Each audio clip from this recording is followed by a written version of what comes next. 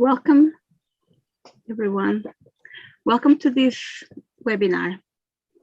This is the first webinar of a larger series of webinars of the MBA in Sustainable Management, a program run by Iscte Executive Education in partnership with Iscte Business School that will be launched in January 2022. So today we have the pleasure and honor to start this webinar series with a partner, GeSI, and the representation here we have Luís Neves, the CEO, and together we've put this panel of distinguished guests to discuss with us the very important topic of digital transformation as a driver for sustainability. Why, how, and what. So welcome, everyone. Welcome to our panel. I will briefly go through each one of our guests, and then we'll launch the questions and we'll go on with this conversation. So to start with, I would like to introduce Luís Neves. So Luís Neves, he's the CEO of GeSI, Global Sustainability Initiative. So Luís has a long career that started in Portugal at Marconi, today the Portugal Telecom, and soon he started his international career in Switzerland and developed a very intensive activity at European and international levels.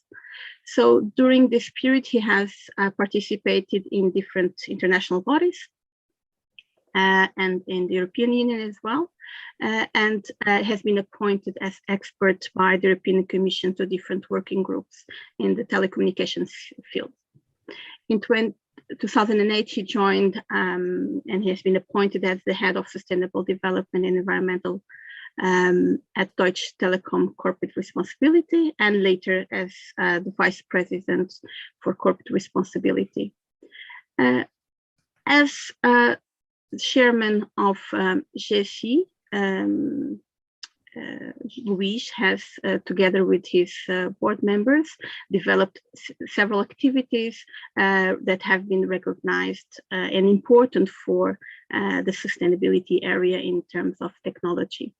So welcome, Luís. Thank you very much. It's a pleasure to have you with us. Thank you, Anna. We also have Maria João Carrapato. Maria João is the head of investor relations of NOS and also the responsible for the NOS sustainability department.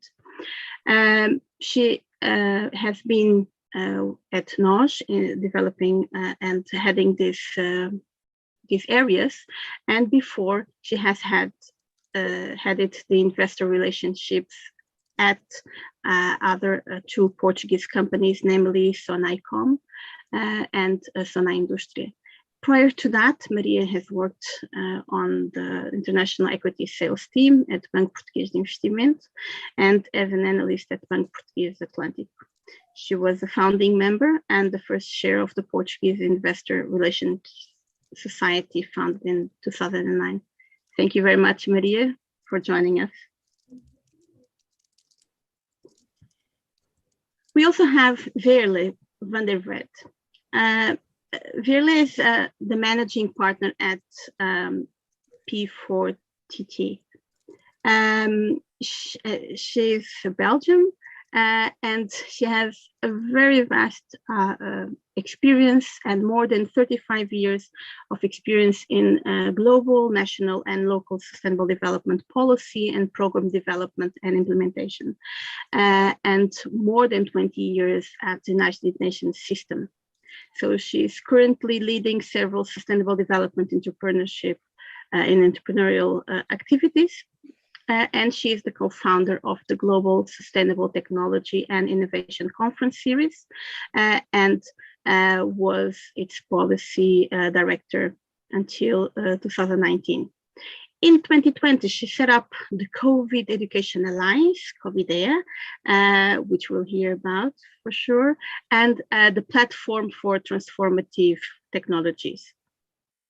At the UN specifically, Veerle held several senior positions at UNEP and directed for 8 years the UNDP Environment and Energy Group. She was a special advisor to the UN Global Compact and the leadership platform for responsible corporate policies and practices. Thank you very much, Verle, for being with us today. My pleasure. Finally, we have Fernando Reino da Costa. Fernando, he's the president and CEO at Unipartner, also one of the founders of INDE, Executive Education. So it is with great pleasure that we have you here as well, Fernando. And Fernando, he leads a consulting team with the mission of supporting digital transformation in large enterprises, the finance and public sectors, helping them to innovate and evolve continuously. So this is an ambition that goes hand in hand with the organization's purpose of creating a positive impact on people's lives, whilst committing to sustainability and social responsibility. So Unipartner, Fernando founded Unipartner along with 4 former directors of Unisis in 2015 after its reorganization, and Fernando has more than 30 years of experience. So it is with great pleasure as well, Fernando, that we have you here with us. Welcome. Thank you very much for the invitation. Thank you. You're welcome. So after these introductions, just so that our audience know why you are here and the relevance for the topic that we are discussing today, I would now like to launch some questions, and I will start by a why question. So why do you think that we even need to think or need to be concerned about sustainability? I would say that's a starting point before you reach the role of digital transformation in all this. Why do we need to be concerned about this? And we are in a special week as well. So I would like to hear from you. Any ideas? Who'd like to start? I would say ladies first. Please, go on. Me or Val?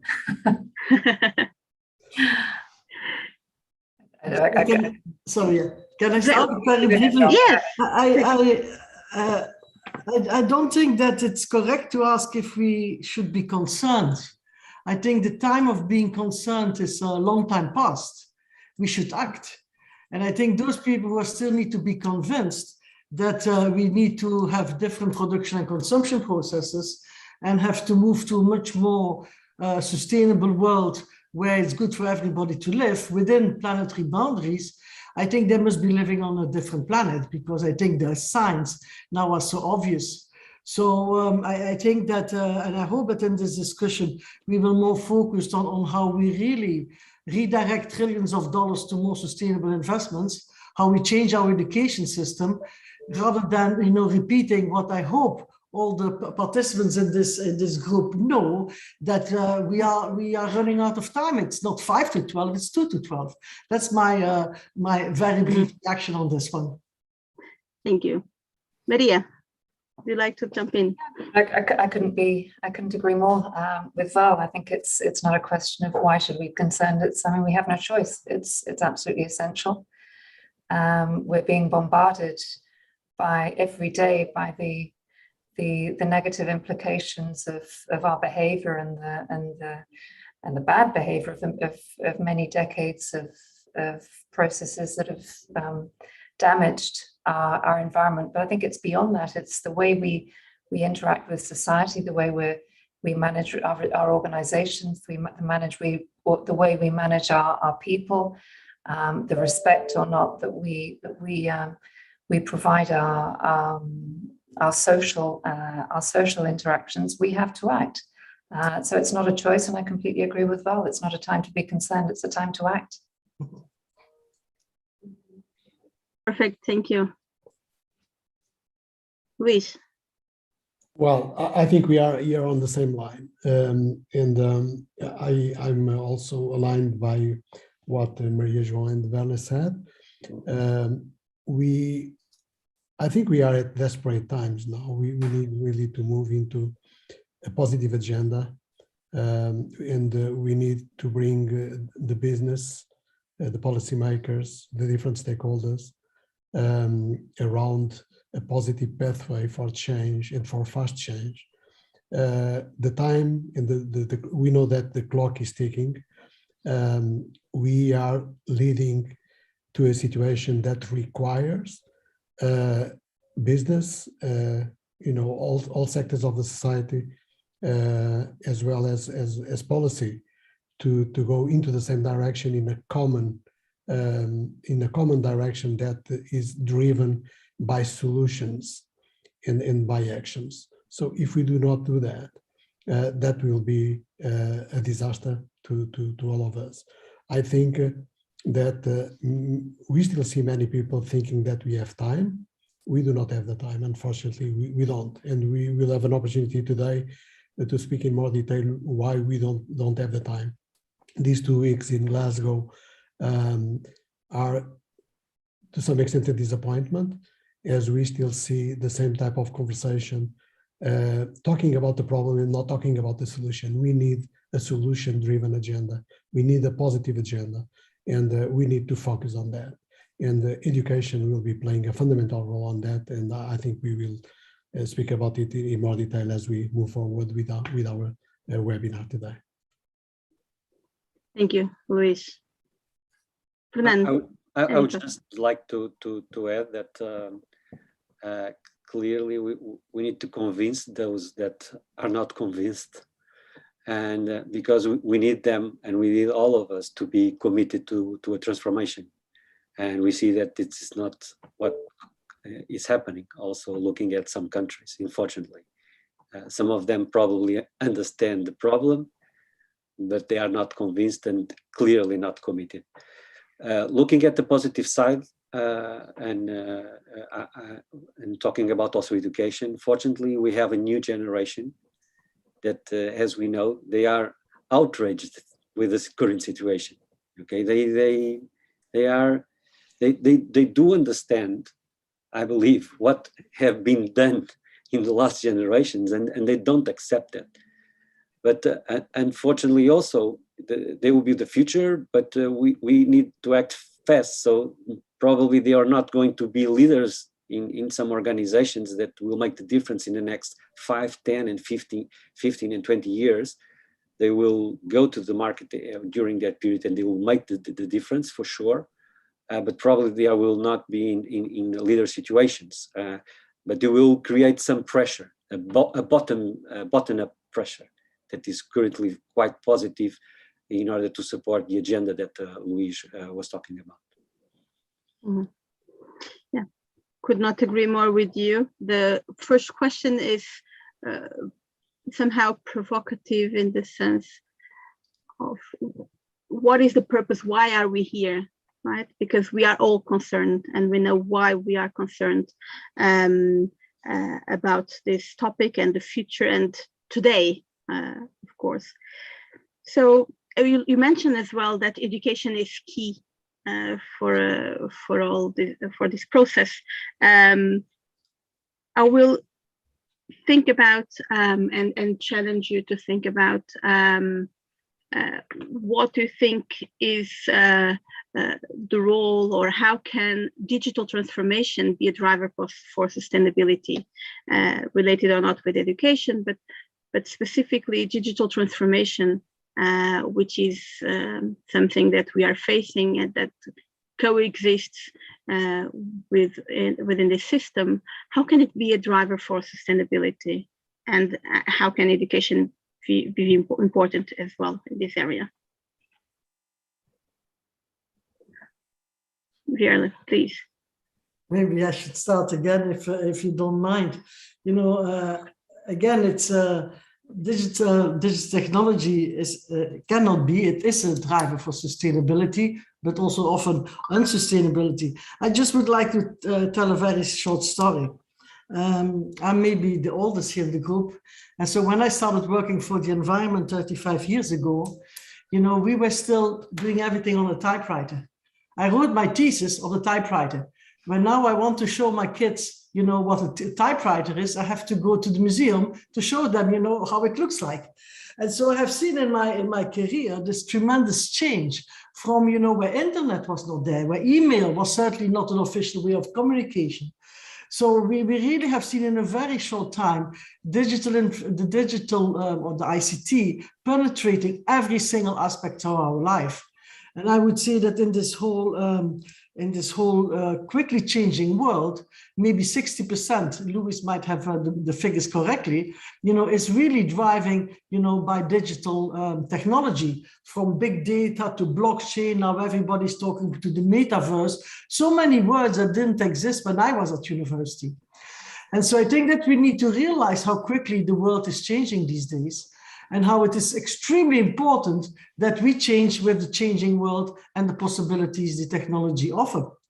And then luckily, the education system is not always following this one. And in that way, I must congratulate you, Anna, you know, to set up this new course, because in fact, our education system was set up 150 years ago, when we were still totally working for market economy. When people gone to university to learn a certain trade, and then for the rest of the year, they were doctors or they were lawyers or they were something. This is now totally changed. In fact, lots of information, lots of knowledge, we don't need it. It's in this little machine. I have changed my profession 5 times in my life. And every single time, this thing helps me, you know, to be up to par with my colleagues in a very short time. So we need something very different. And we say in this, Louis was referring to this one, I set up together with other people an organization which is called COVID Education Alliance, because we set it up during the COVID, because we realized how even a country like Belgium was in fact not ready for the digital age. You know, we had students having to teach teachers how to use the computer, you know, how to do a Zoom call. So the world was upside down. You had the students teaching the teachers.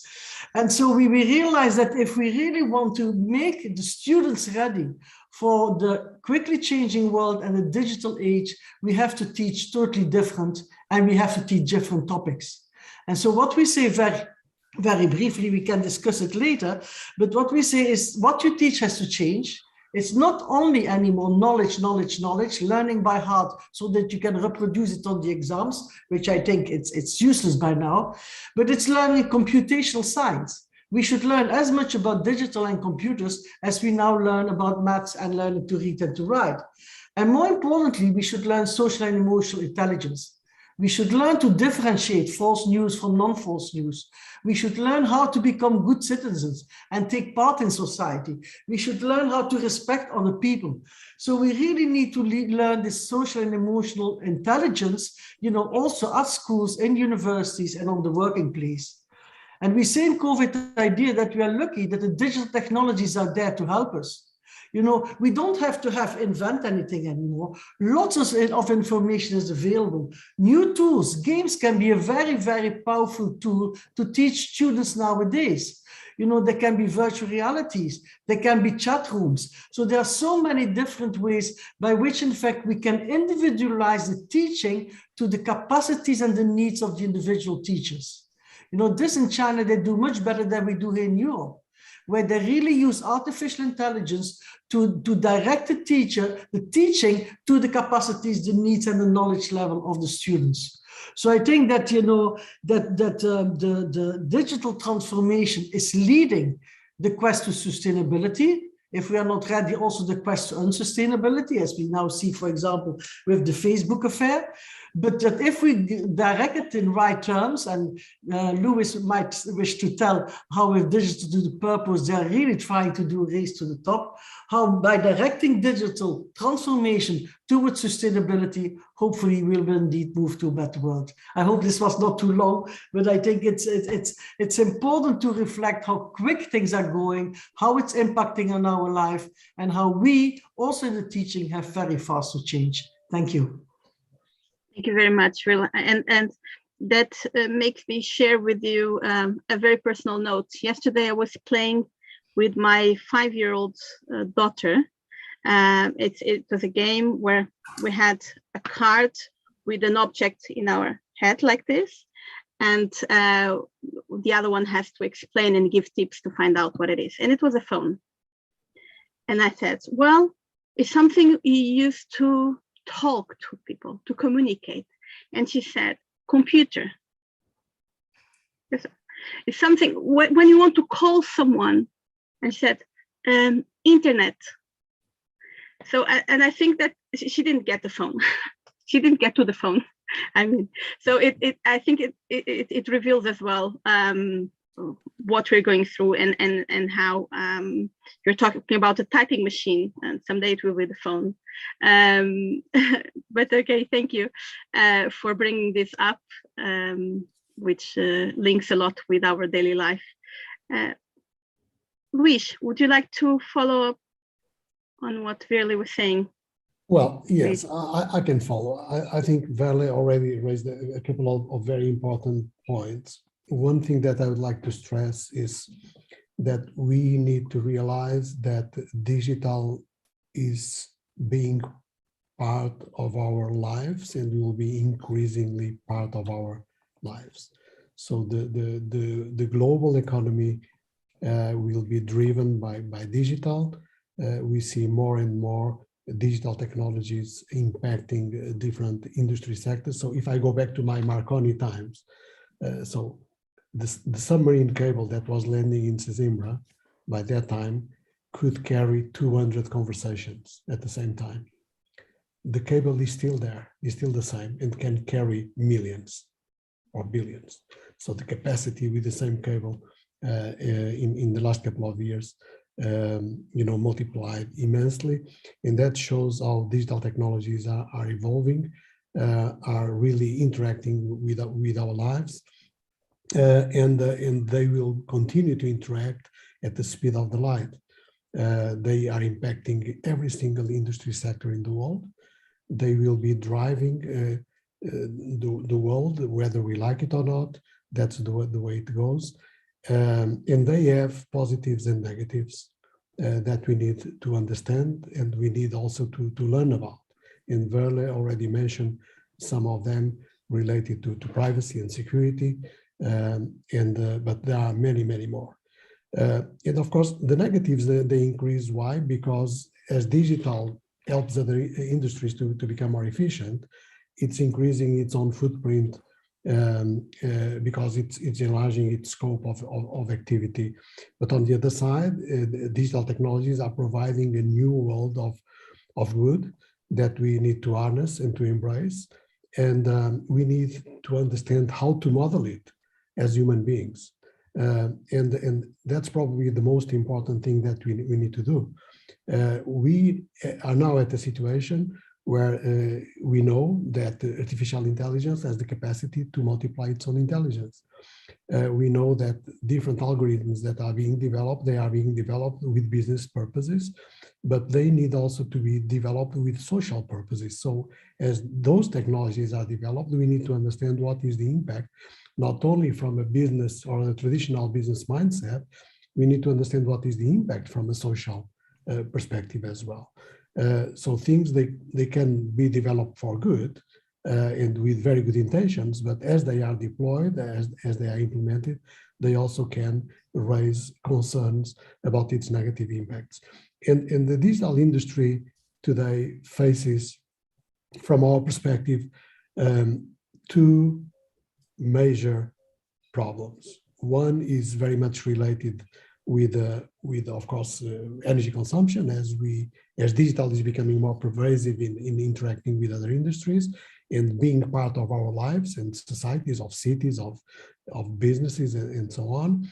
And the other one, which I think is more important than the other, is related with privacy and security.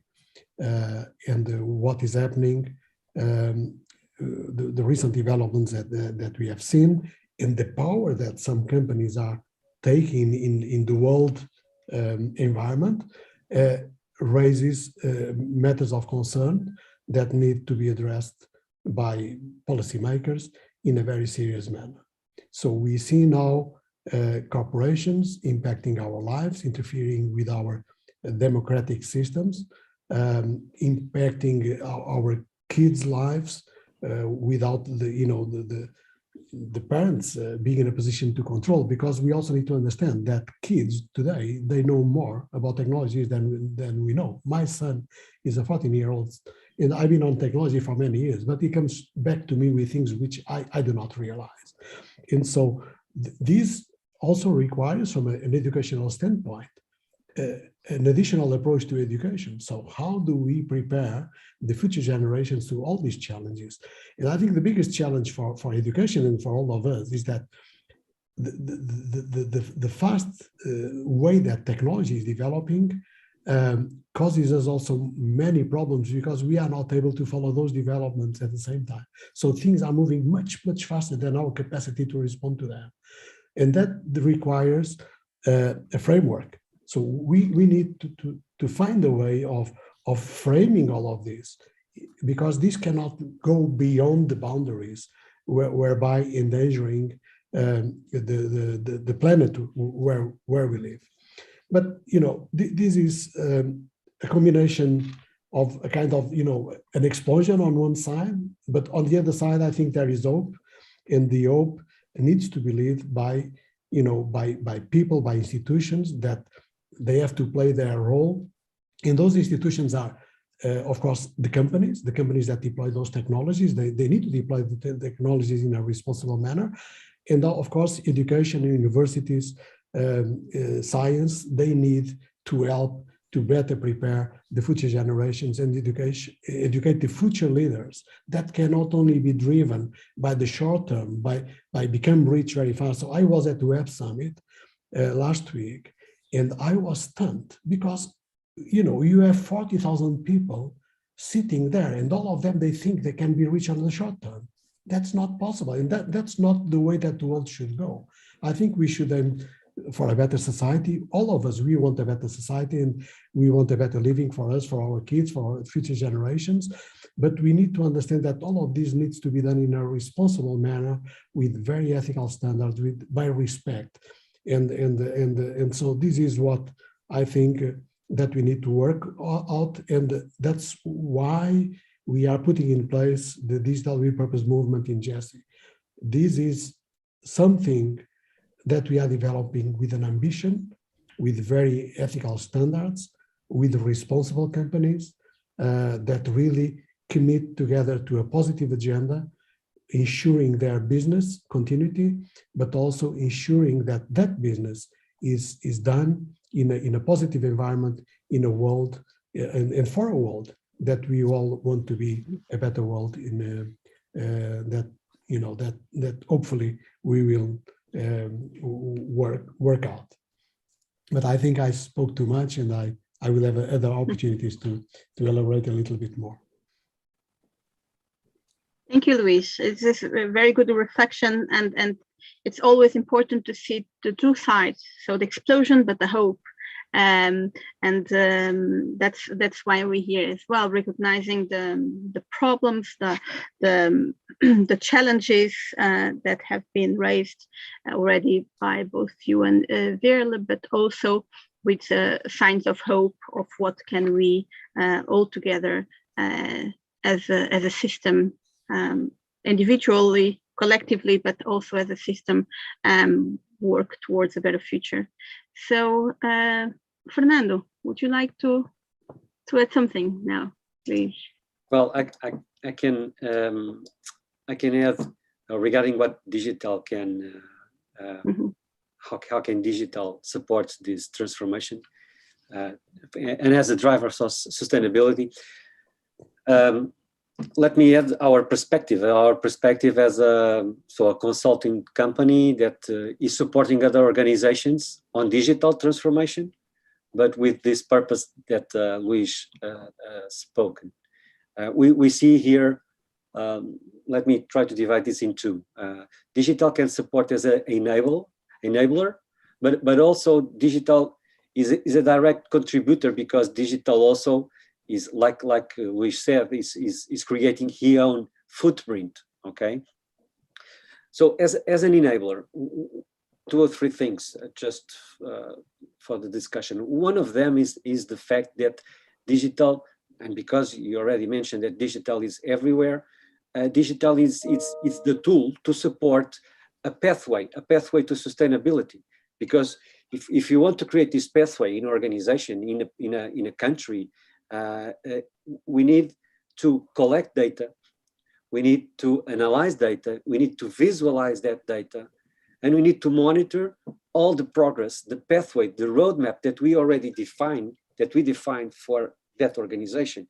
So we cannot do this without digital, and digital is key, because what we see as a consulting company, we go to customers that don't, to big organizations like the ones, the enterprise organizations that we work with, that they don't have in the field a framework to collect data and to analyze the data, to create and to create this pathway in a very structured way,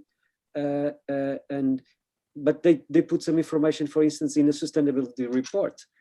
But if we go underneath, we see that it's just some promises and some initiatives that altogether are not connected to a roadmap where you can have data to analyze it, to see that clearly we are in a path to zero, for instance, or whatever the objective is. So as enabler, digital can support us here. Also, as you said, as a digital, as a technology, or a bunch of technologies that are transforming the way we live, they are changing everything, as you already mentioned. I see, and I believe in a positive perspective, that in a positive perspective of the usage of digital in that way, digital, in the way that digital is creating innovation and new business models. So I think what probably is going to accelerate this transition is the private and business initiative of building new solutions that clearly are more sustainable, and they will create very positive impact on the world, and they are driven by digital. One of the examples that I've been discussing with some energy companies, just to have a use case here, it's the fact that renewals nowadays, they rely on a digital infrastructure. It's impossible to manage that without that kind of technology. So it's in the center, in the core of the energy transition. Also, if you want to add, and they want to add a new layer of the local production in terms of renewals, every one of us that has a rooftop can have some production. And the idea is to connect this in a big grid that altogether we can support ourselves to sell and buy energy. And to do this, we need again, digital. So digital is in the core of this business model, but there are several others, okay? So I see it as an enabler. The other aspect that I was talking about is as a direct contributor. Digital have been helping, like you said, to get rid of paper. So we had in the past a lot of paper, and that was not sustainable for sure. And now we have big data centers, and data centers themselves are creating a lot of carbon footprint.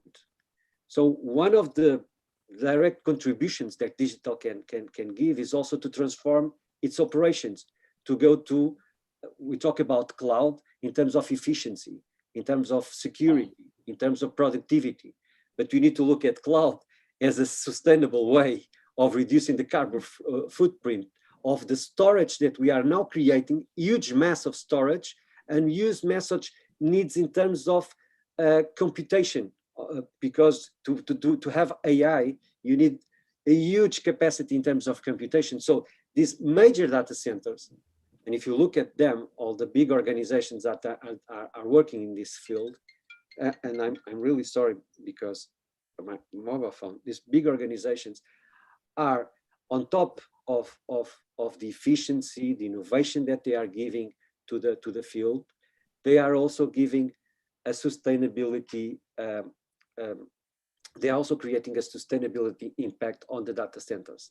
And we can go in detail, but clearly on all the scopes, on the scope 1 in terms of efficiency, the scope 2 in terms of what kind of energy they are using, and also in the scope 3, because they buy efficient technology and they have very mature procedures in terms of recycling. And in terms of energy, for instance, they use water to cool that kind of environments, instead of using, for instance, air conditions that are very pollutant. So just to finalize, I think digital, it's an enabler, but also a direct contributor. Thank you. And again, it's trying to find the good balance between these two. Maria. I mean, given these three very extensive and complete comments, I don't think I can add much to the specifics of the question. But I would like to add a comment which is about the theme sustainability itself, and if we want to get everybody on board, I think education is going to have to play a very important role in wading through all the jargon, all the regulation, all the consultancy, all the sort of the buzzwords that are out there surrounding the theme sustainability. And I can say this from own experience. I've obviously been in the telecoms world for many years, but I came from the finance side and took over this role at NOJ relatively recently, so just over a year ago. And it's a very specific area which is absolutely bombarded with various areas of regulation. I mean, we're just now, I can tell you, we're wading through the specifics of the taxonomy that the EU has just published. We don't know how we're going to deal with it. We can see that the consultants don't know how they're going to deal with it. It's just being thrown at us as organizations and as communities as a means of trying to identify what are sustainable activities for the investor community to evaluate how sustainable a company is, or how well we behave as organizations. On another note, I sat through and I participated as a speaker in an investor conference yesterday. Everybody has sustainability and ESG in their box ticking, so everybody knows they have to try and invest in companies that are really focusing on sustainability. And we're talking about big institutional investors.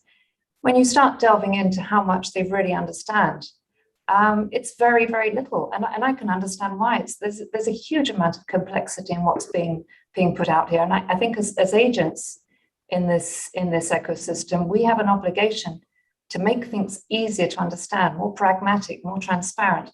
Try as much as possible to standardize what we're looking for. I mean, GeSI is doing a lot of work on this front with the digital with purpose movement, and I think that's going to be very, very helpful.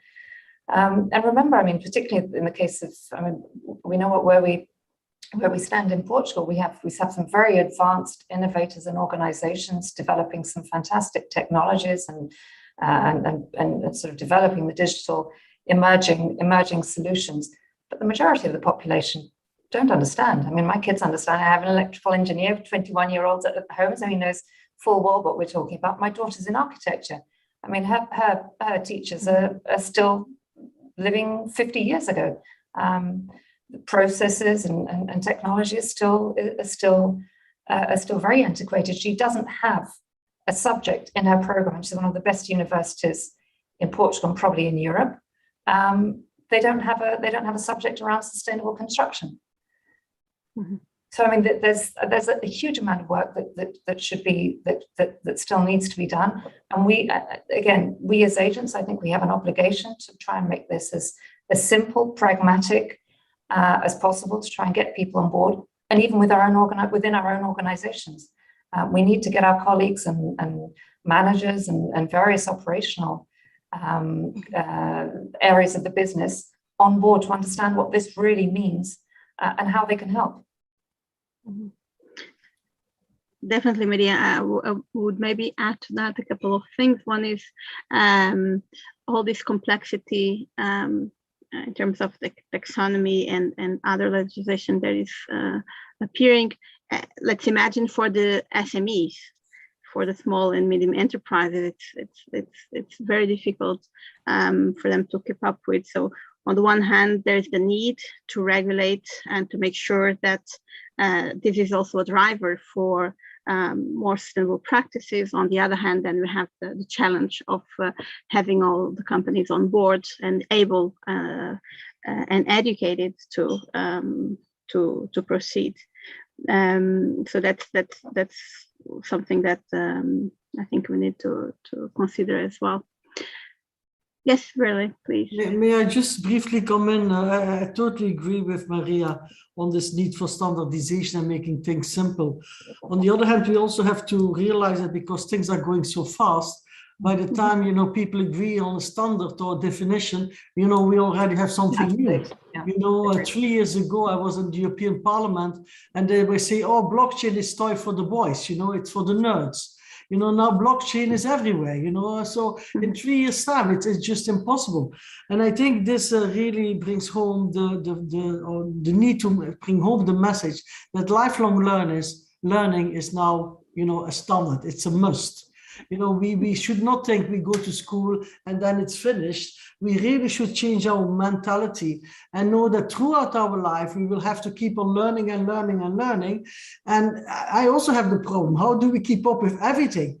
You can keep up with some things, but then, what happens in the medical field? What happens in the engineering field? What happens in the energy field? There is so much change. But I think for young people now, people listening to this webinar, take it easy. You will have to learn your whole life, and you will have to change your profession 5 times. So it's a mental switch we have to make.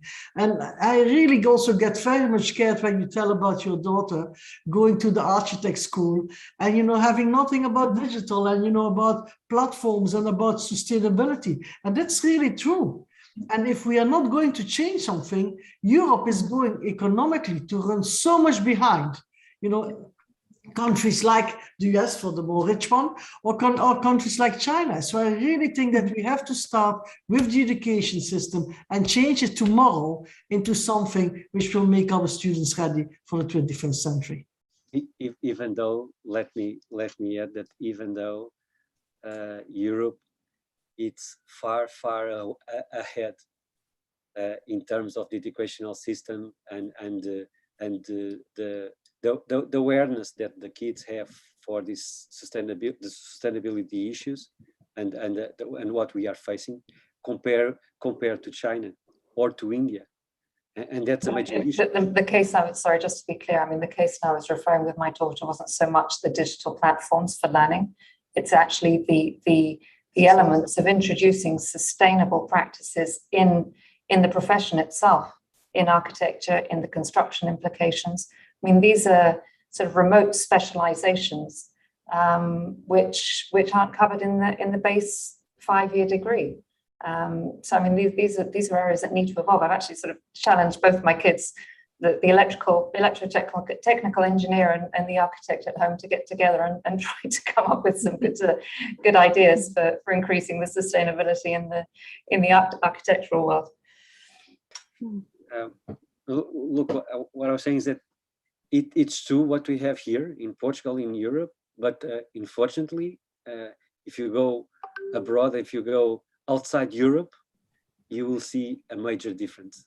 If you go to Brazil and all South America, if you go to India, if you go to China, and this is an issue when we talk about COP26 and the major objectives that we believe all of us have in the next 20, 30 years, it's a problem because it's a huge problem. So we can do, and we are doing a lot here, although there are some, like you said, graduations, universities that are not looking at it like they should.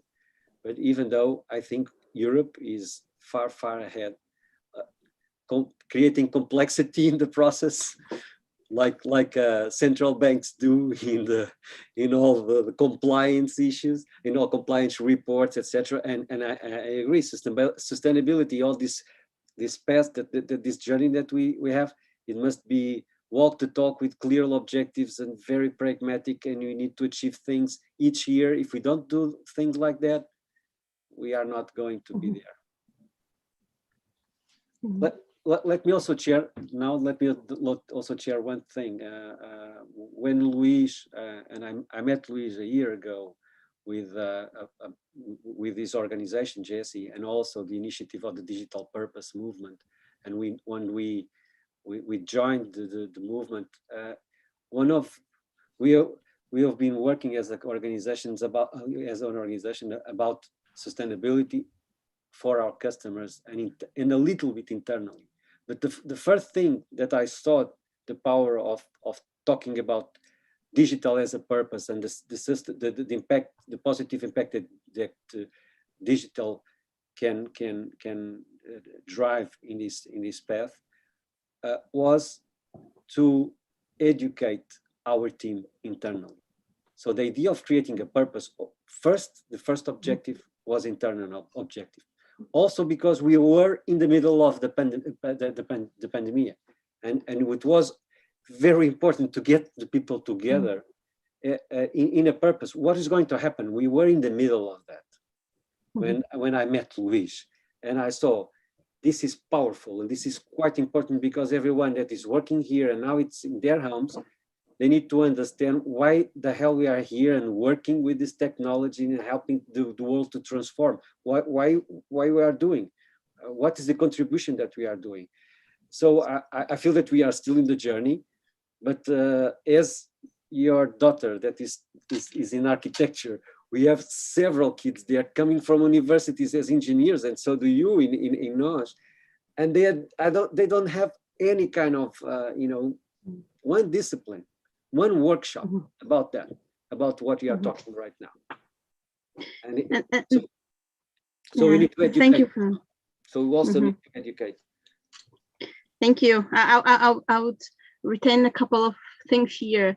So like Virli was mentioning, the lifelong learning, it's key. So the idea that you had a degree and that you're done with learning, formal learning, that's not valuable anymore. And also, well, another question, which is picking what Maria and Fernando were saying, it's the idea that sustainability, the same way sustainability is not only about a department and that it crosses the whole institution. Digital is not something that belongs to a specific people in an organization. So putting this together, it means that we need to understand what's the purpose of the organization, of the business, firstly, in order to be able to understand what's our role, how does sustainability relate to every and each area of the organization, and that's something that in this ambient sustainable management we're trying to do, which is exactly not looking at sustainability as something apart from the business, but how can we see the business through the lens of sustainability, whatever business it is. So when you mentioned, Fernando, the importance of having the purpose very clear and linking with the digital with purpose, it's rang me this bell of what Maria was saying as well, in terms of the different areas that is key. Very well. But I want to jump just to build on what Maria said and Fernando and Verla. One thing that when we started the Digital with Purpose movement, the main reason was that we came to the conclusion that we are swimming on evidence and on data and on information about the role of the role that digital technologies can play to ensure a more sustainable world. So we have that evidence. The problem is not about that. The problem is that how we collectively design together the pathway to ensure the sustainability of the planet. The other conclusion that we came up with is that, and this is a very important point made by Maria, is that we have too many standards, and I must say useless standards, old standards, that they do not provide for any progress or any transformational change. And I could name a couple of them. I will pass on that. but we have many standards that are totally useless, that consume time in business, that they are driven by also by business interests, by organizations that create them or feed them just to keep things going. And instead of creating an environment of progress, they create an environment of moving backwards. And so the reason why we came up with this concept of digital repurpose relates very much to what you said, Anna. We need to define the purpose of business. Every single business, they need to align its purpose, and its purpose can no longer be the old traditional way of managing business. Because the old traditional way of managing business was very much around profitability, about rewarding shareholders. But business is part of the society. So the companies, any single company is part of this societal environment. So they have employees, they have interactions with customers, with different stakeholders. And so they need to understand that they need to realign the purpose of the company, having in mind that the world is going in the wrong direction. And if they want to ensure business continuity, they really need to align the business purpose in taking into account the role of the company in the global environment. And that requires a new type of leadership.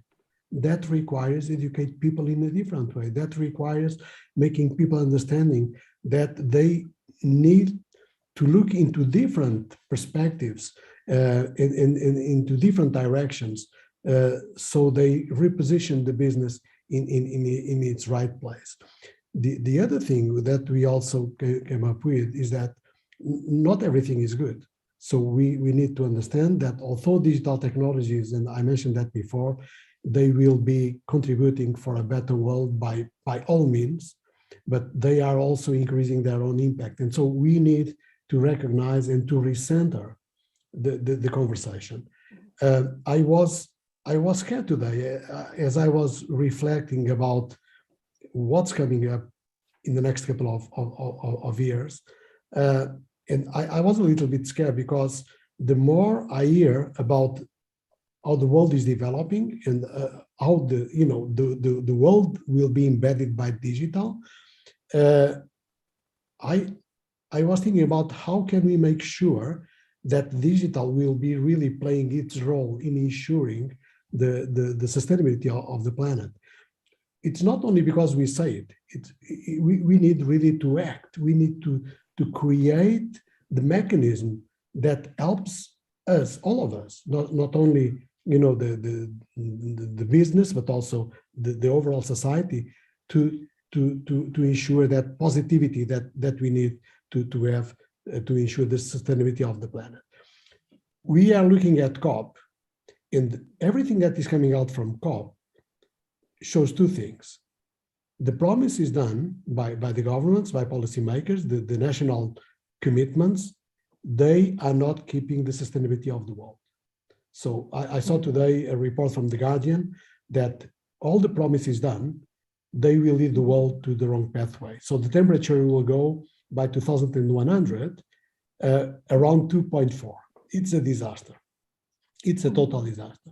So we need to avoid that. And to avoid that, we need really to recenter the conversation. We need to understand that digital technologies will be at the core of everything. And we need to make sure that through that implementation of digital across different businesses, we create the right environment, taking into account the externalities of those digital technologies as well. I mentioned two of them, more energy consumption and privacy, but we have other externalities like supply chain impacts. We have circularity, circular economy, and most importantly as well, the digital divide. We see the world more and more scattered between those that have access and those that do not have access. So we need to make sure that we bring technology to everybody. We see now a very small group of corporations controlling the world. And that cannot happen, because if that happens, that will be leading us to disaster. And here again, education can play a very important role, and not education in the traditional way as we used to be, or that format that Werner spoke at the beginning. So we need to change the 150-year-old type of education to a modern type of education that Maria was talking about, whereby through the new tools that we have, the new platforms, connectivity, information, we educate people in a different way, and we bring the materials in a very transparent way to those that are in need of them. And we also, by the way, we need to educate policymakers, because many of them, they do not understand technology as well. So I will stop here. Thank you. On the, on the education side, I'll just add one thing very, very briefly. I also have a personal connection to younger schooling. So I was chair of the board of the British School in Porto until last year. And I'll be on the board again going forward. And the transformation that we've seen in the younger education system, particularly in the international format, has been amazing. I mean, this school covers the International Baccalaureate, the approach to holistic learning and lifelong learning that Vel was talking about, which I can compare to for example, our Portuguese state system, which is still, there are obviously very good examples. So you can't say this is there are exceptions, but in general, we're still sort of approaching teaching and learning with exactly the same approaches. Okay, we're going online, but we're doing the same things with video conferences rather than really sort of embracing the opportunity to have really interactive digital change in the way we teach. So I think as agents, we have to try and show the organizations, companies, educators, schools, universities, how they can really enhance their operations, be they business, be they academic, be they social, whatever, to really drive the kind of change that will change the world. Thank you for this additional input, Maria. I think that we are, as we speak, we're addressing the what question, but I think we can go a little bit deeper now, which is, so we've been discussing the why, the how, and now the what. So what can companies do? What are companies doing to be more action-oriented, as Vel was mentioning in the beginning?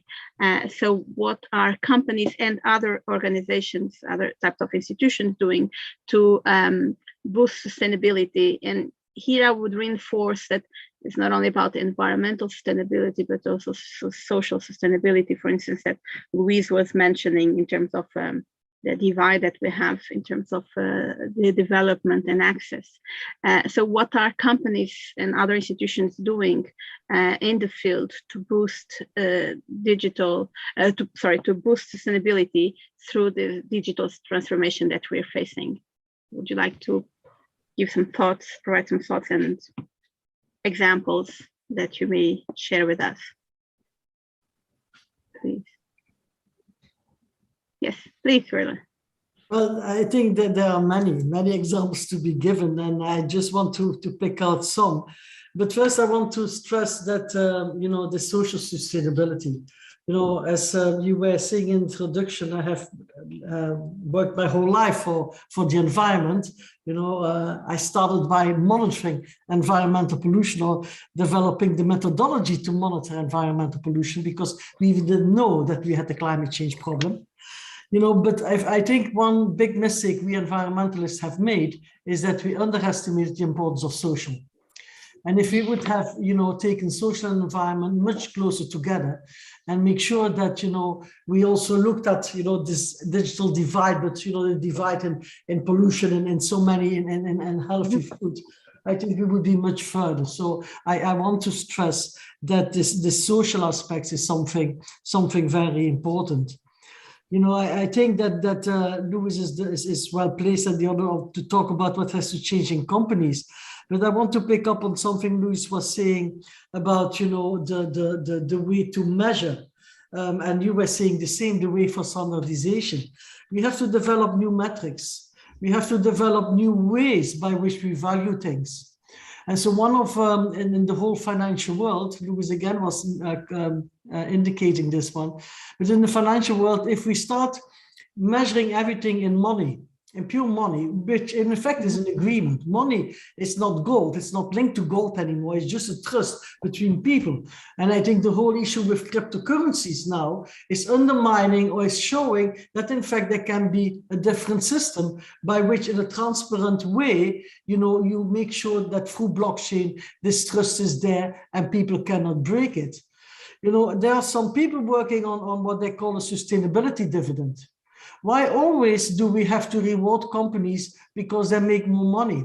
Imagine that we would create a secondary market for sustainability dividends, and in that way bring sustainability in the economic fabric of the world.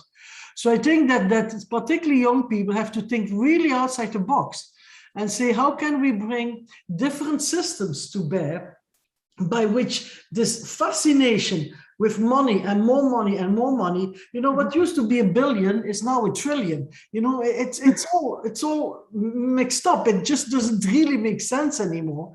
And I think it's just that we really need new financial vehicles. And one example I want to give is, I have followed the climate negotiation, well, the 20 out of the 26. And at a certain moment in time, there was some clever negotiator who put in the fact that, in fact, carbon is becoming a commodity, a tradable good. So now we have in the European market, carbon is worth 60 euros a ton, which means that it can enter the market and can be traded and can really lead to change in the economy.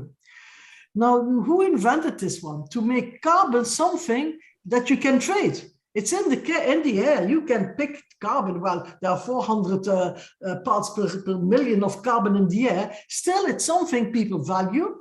And if you listen to Macron, the president of France, then the carbon will be 120 euros a ton, by which time we can start using carbon to make, chemicals, to make building materials, to make even petrol to drive our cars on. So this is really thinking outside the box and saying, okay, something that is in fact in the air for everybody to distill. It's not a very big machine you need for this one. In fact, all at once has become a tradable commodity. Sustainability, we could create a sustainability dividend next to the money dividend and have a secondary market trading sustainability dividends. We need to measure things differently.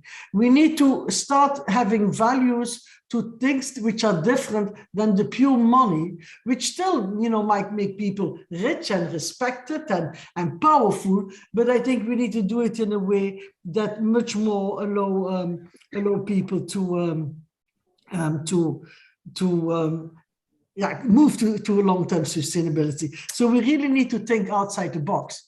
And outside the box, for the companies then, starts, and I have seen this when we started talking about the green economy in the UN, it was 20 UN people talking to 2, people from the private sector. I think Louis was one of the first being there.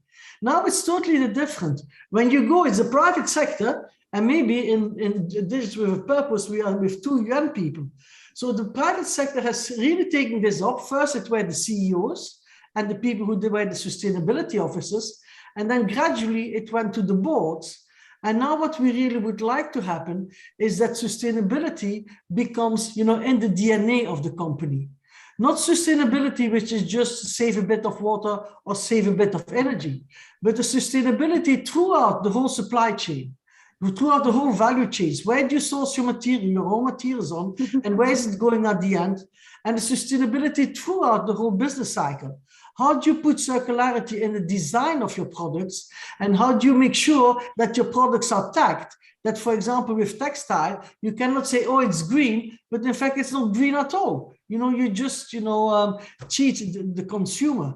So there are tons of actions we can do, and it will require all of us, to start changing bit by bit, day by day, to make this transition happening. Thank you. Thank you very, very much. I like the idea of the sustainability dividends. Interesting. Curious to learn more about it.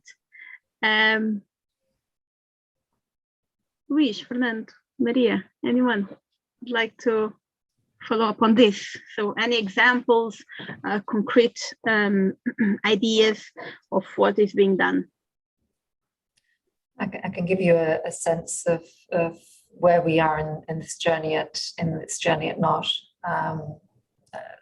There were a lot of initiatives being developed over the years in various parts of the business practically through spontaneous initiative. We started to aggregate the whole ESG role just around 2 years ago, and we're in exactly the stage that Val was identifying now, which is really bringing sustainable and responsible practices into the corporate purpose. So we now have as a key strategic objective amongst the other 6 to be a leader in sustainable practices, and we now have to move from the talk to the action of what that means. So admittedly, the last couple of years have been very much about putting the organization for processes in place. We have a 22, which is absolutely jam-packed with a number of very specific activities designed to increase effective, sustainable performance along increasing circularity, measuring effectively and stimulating emissions avoidance with our customers, screening effectively the supplier base for environmental and social risk. But all this involves a huge engagement with the organization. We're talking about people that are all working practically 24 hours a day on their own specific projects. So to get them engaged and to get them to incorporate sustainable factors in their decision process, for example, sourcing from sustainable materials, choosing equipment that is more sustainable than for example, in our set-top boxes, we have quotes for more sustainable recycled equipment, which is being charged at a premium. So how do we say to our purchasing team, which is at the moment trying to approve a budget, how do we say, no, you go ahead and pay that extra X%, which isn't small, to choose between more sustainable equipment or not? And then how do you evaluate whether it's sustainable? Is this the most sustainable supplier? Is there somebody else that could be doing it differently? I mean, the standardization of this criteria is still very loose. So I mean, there's a huge amount of work that needs to be done. We have a huge level of commitment from the top management. Our CEO and our top directors are very committed. We've created a sort of high-level sustainability forum, which is precisely to discuss across the organization what we're doing and how we can work together, making sure that we have synergies within the various areas of the organization in the activities that we're implementing. But we're still very much in an early stage, although I'd say we're probably more ahead of many companies in Portugal at the moment who are still trying to figure out what this all means.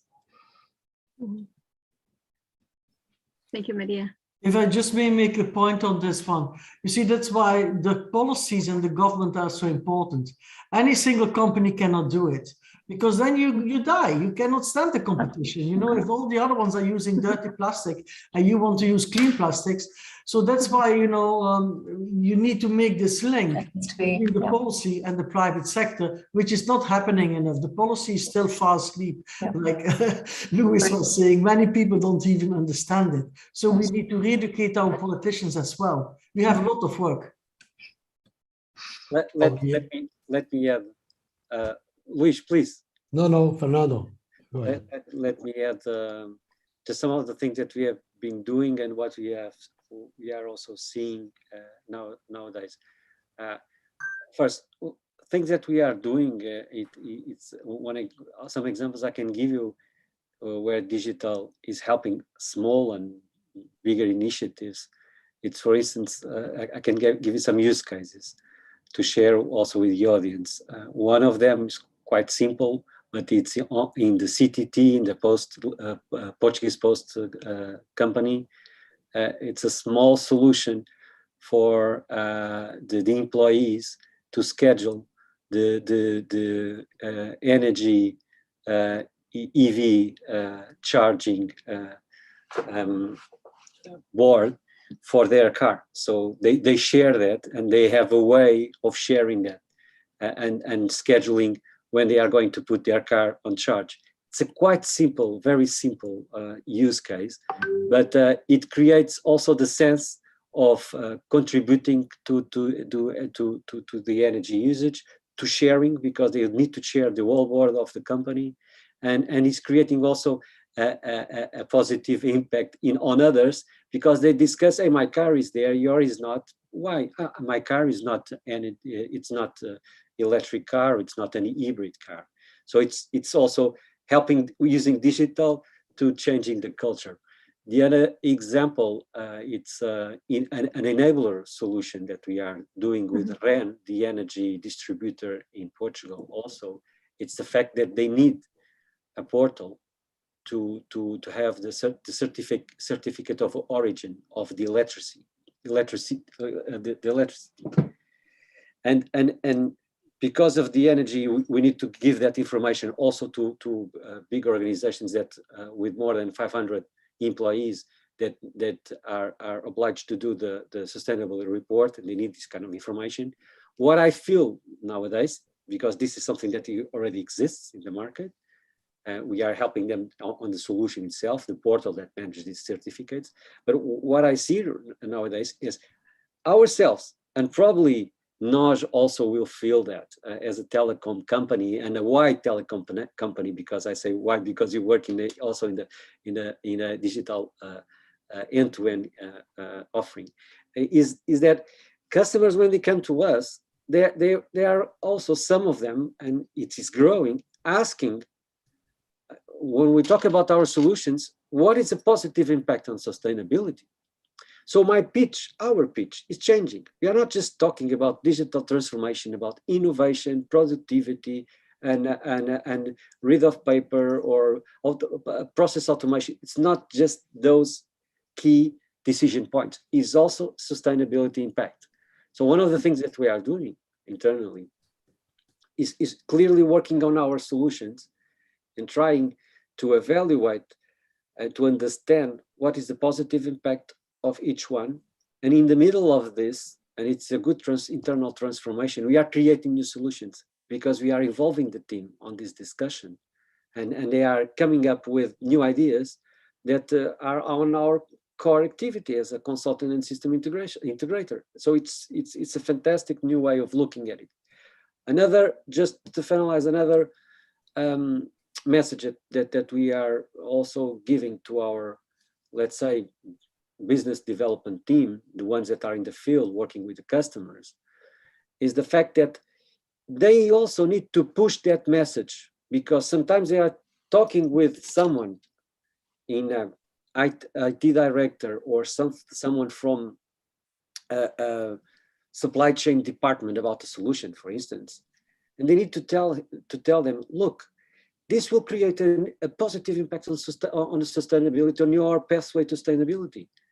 Please go on top to your board, talk about this, because they will see that this investment is not just about transforming the supply chain here or there and giving and reducing costs or optimizing the operation.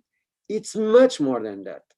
So if we believe that digital it's key to this path, we need also to create this visibility, all of us, on these use cases, to share the best use cases, to understand where is the better impact, major impact, and to create a net on this, to work as a whole, collaborating on these solutions to transform, to accelerate digital transformation, but in the good sense, like you said, Luis, not in the good sense, because clear there are solutions.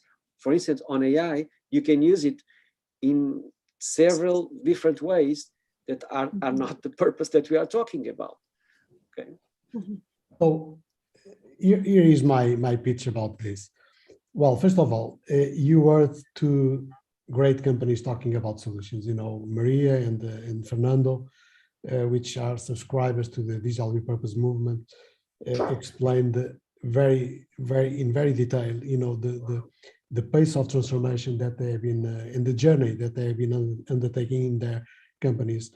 You know, both Unipartner and NOS are recent members of GeSI. I must say, I saw a huge progress in both of them, and I have to congratulate them for the journey. It's not an easy journey, by the way. It's very complex to change business models inside companies. I know that. I myself worked 18 years at Deutsche Telekom in the sustainability department, and I know how difficult it is to talk about sustainability and to change mindsets, to educate people around this.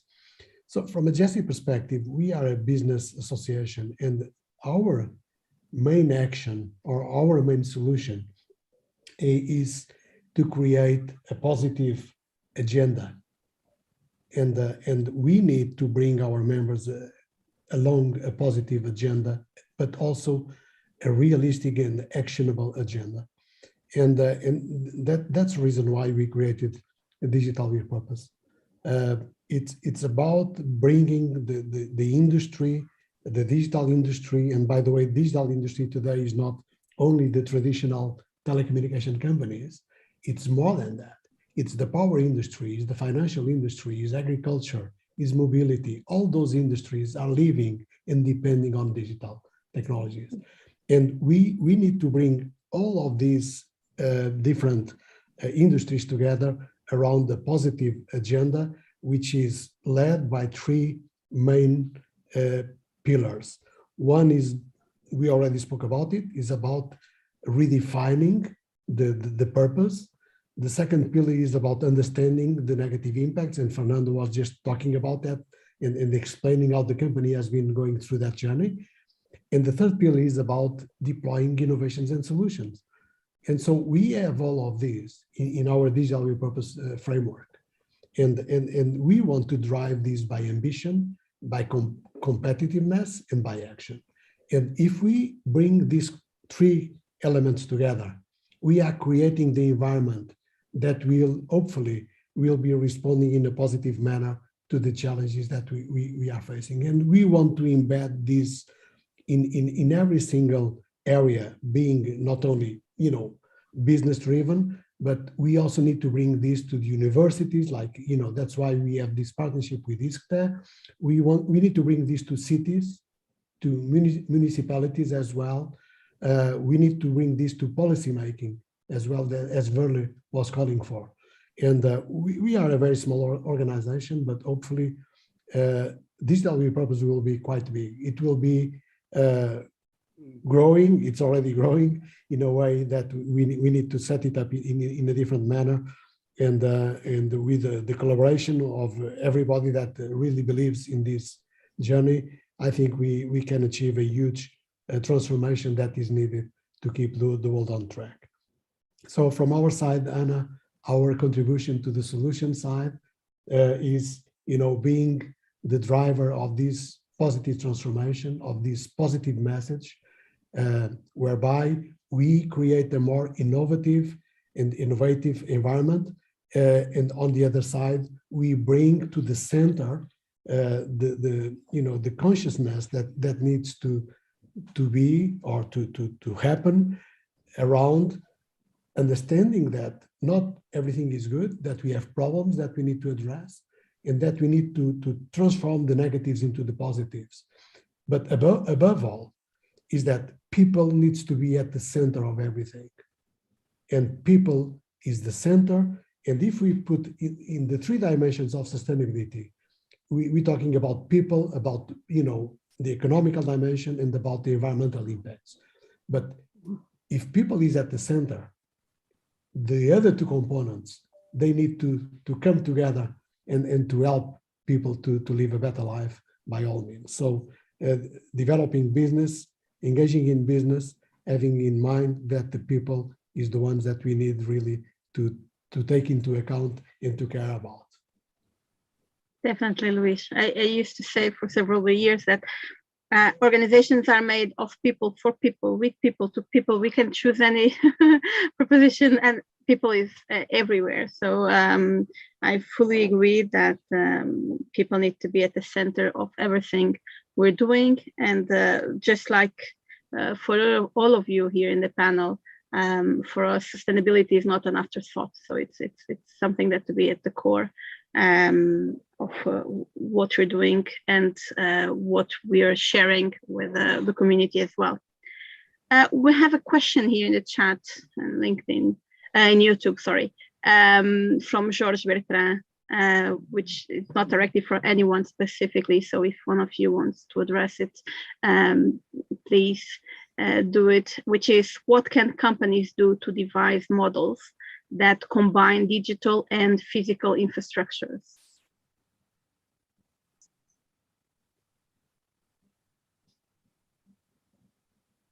Fernando, would you like to, or Maria?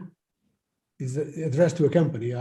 Yeah, I was just trying to set the context. I mean, I'd say that, I mean, the solutions that we're offering to mainly, if we focus on the business segment, which is probably has a closer relation to the question.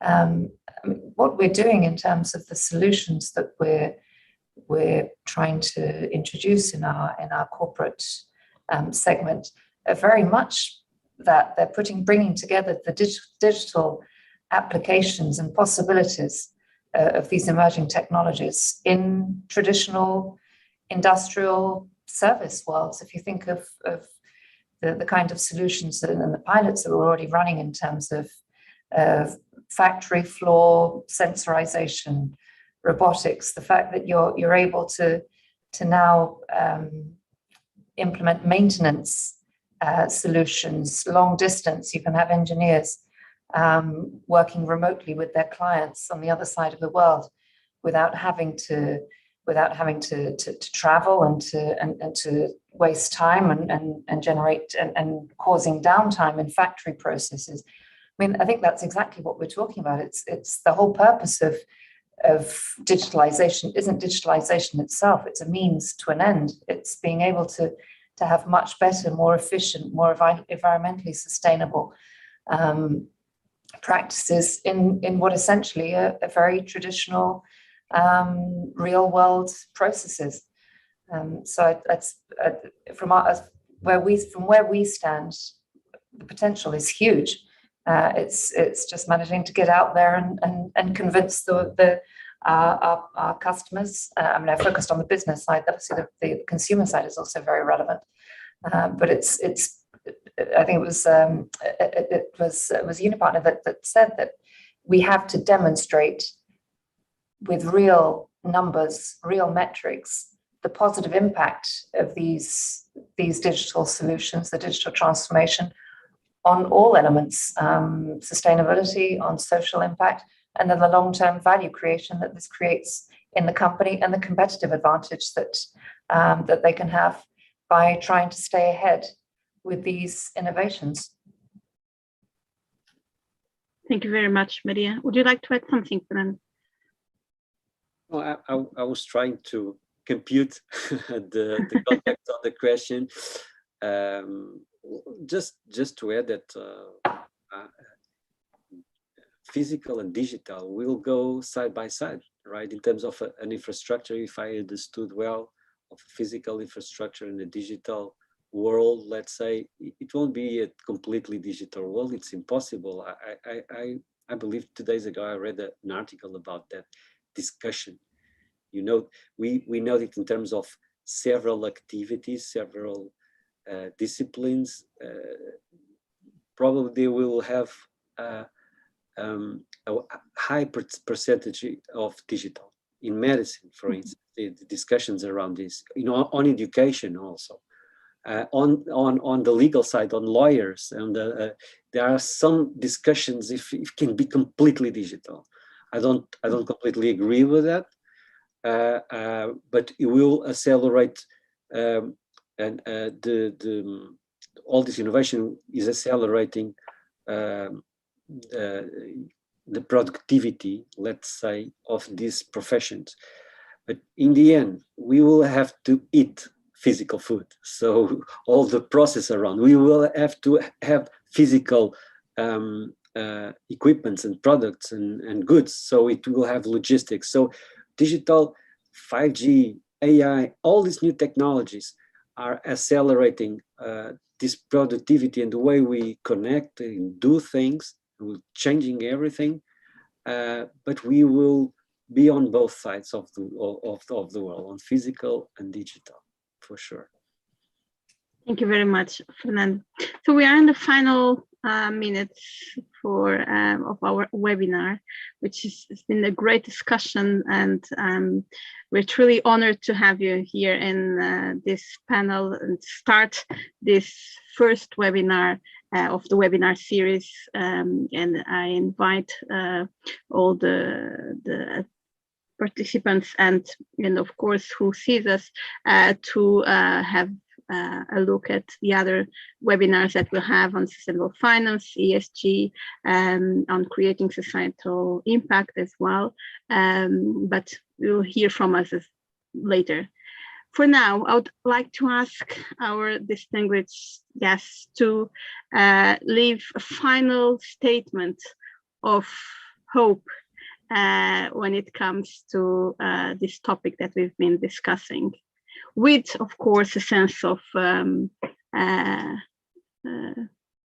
with optimism, but being realistic, of course. But what would be the message that you'd like to leave?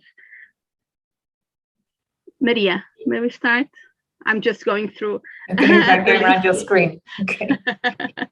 I mean, I'm fundamentally an optimist. I agree. It's frustrating to see a lot of talk going on at COP26, and again, it's I'm a newcomer to the area.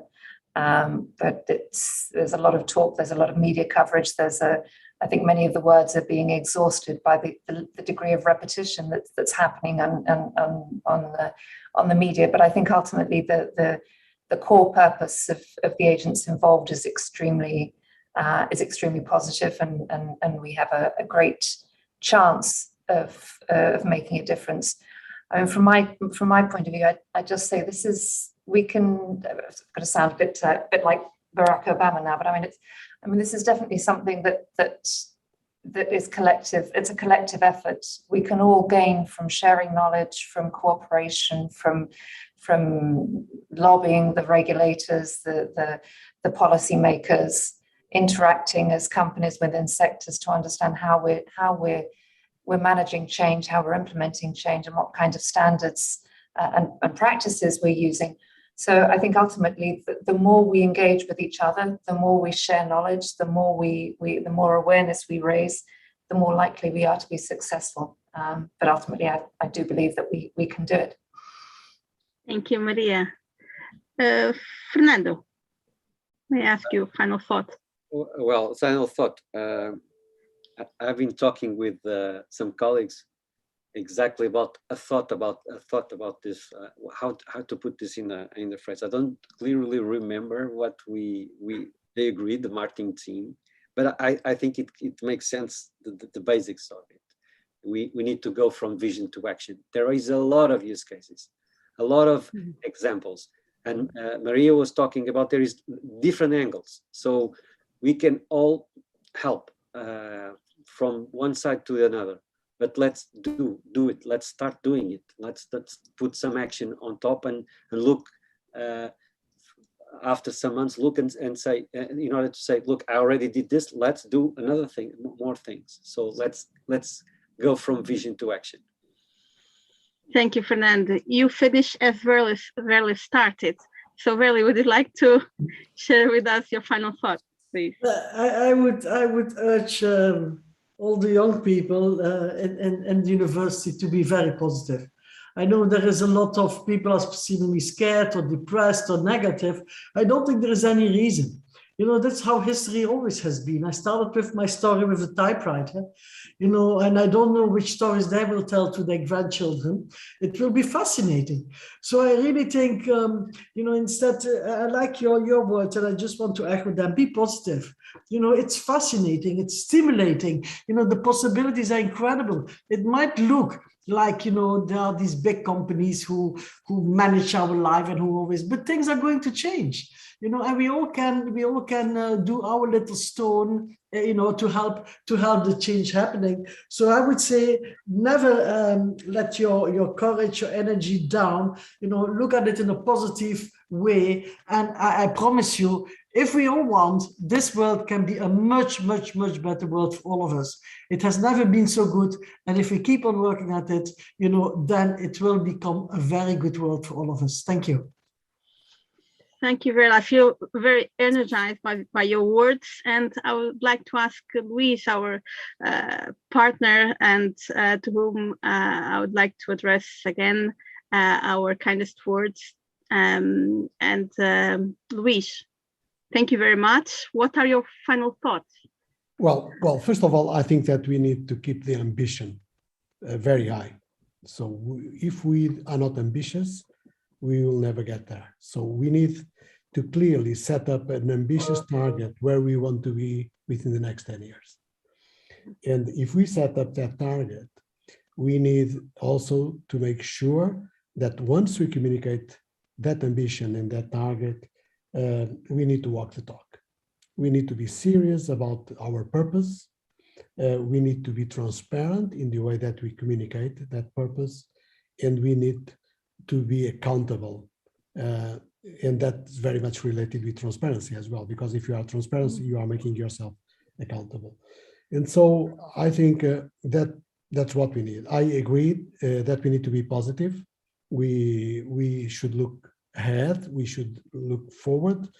We should really jump into action. That's what we need. And I think Maria mentioned it. We need to move away from lip service. That's not, you know, there's a lot of conversation. Let's move into an actionable agenda with an ambition, transparent, seriousness, and accountability. That would be my message here. If we do that, we'll be in a much better place that Verle was talking about in 10 years' time. Thank you very much. With this, we finish our webinar with a great sign of hope for the future, and hope to see you soon. Thank you very much to all the participants and to those who have attended this seminar. Thank you very much. Thank you. Bye-bye. Bye-bye. Bye. Bye.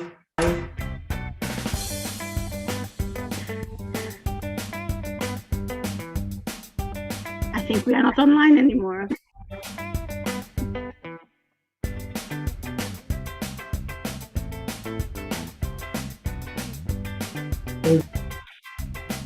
Olá, Luís.